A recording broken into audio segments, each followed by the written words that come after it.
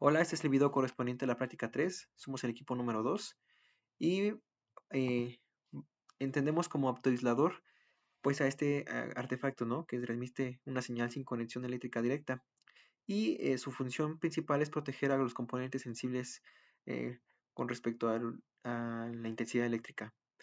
El modelo clave que vamos a utilizar en este caso será el 4N25. La aplicación de este tipo de eh, instrumentos es en el control de riles, interfaces industriales, fuentes conmutadas. Las ventajas que tiene este dispositivo es que tiene aislamiento galvánico, es inmune al ruido y tiene seguridad en alta tensión. Finalmente, el funcionamiento que vamos a tener en esta práctica será de que eh, el LED activa el fototransistor por la luz, permitiendo el paso de corriente aislada. Esto es esencial en la electrónica industrial y de potencia. Ahora vamos a hablar sobre el circuito que tienen dentro estos optoaisladores o mejor llamados optoacopladores, donde vemos que dentro del circuito tenemos un diodo donde se va a estar conectado directamente conectado a la entrada.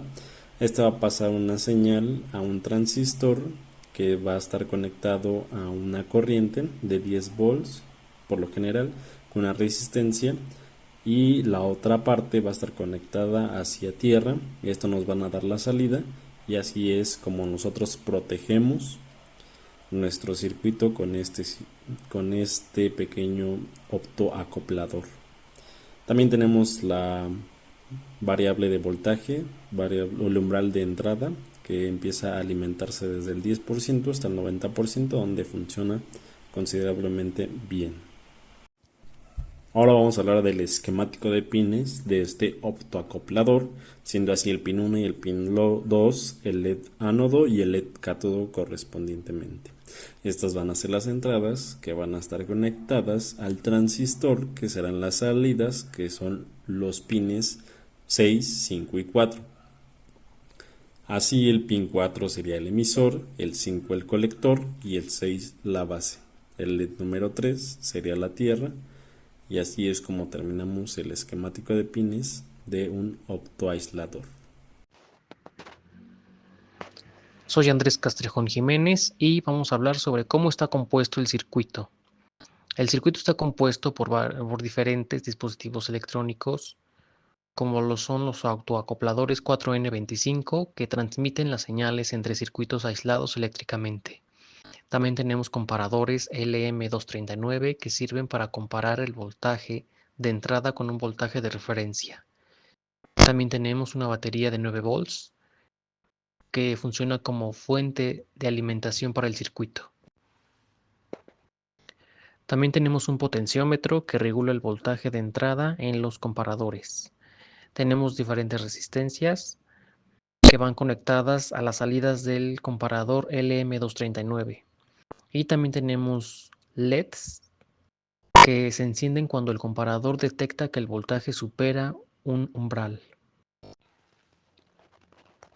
Construcción del circuito. Ajuste del potenciómetro. Al aumentar la resistencia, el voltaje en las entradas inversoras negativas sube. Comparación de voltajes. Cuando el voltaje del potenciómetro supera el umbral de referencia de un comparador, su salida se activa. Encendido de LEDs. Cada LED se enciende secuencialmente en medida que el voltaje supera cada nivel de referencia. Optoacoplador. Cuando un comparador activa su salida, la corriente fluye a través del LED interno del autoacoplador y la luz del LED se activa y el fototransistor del optoacoplador. El fototransistor conduce, permitiendo el paso de corriente al LED externo correspondiente. Como podemos ver en el esquema, este circuito integra el LM239, potenciómetro, LEDs y un optoacoplador 4N25 para lograr un control secuencial de iluminación con aislamiento galvánico, protegiendo componentes sensibles mientras visualiza niveles de voltaje de forma precisa y segura.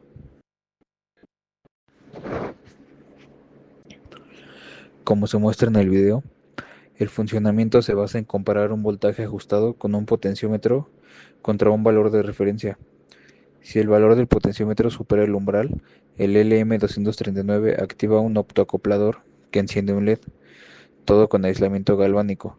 Este diseño permite controlar LEDs de forma segura, protegiendo dispositivos delicados como lo son los microcontroladores.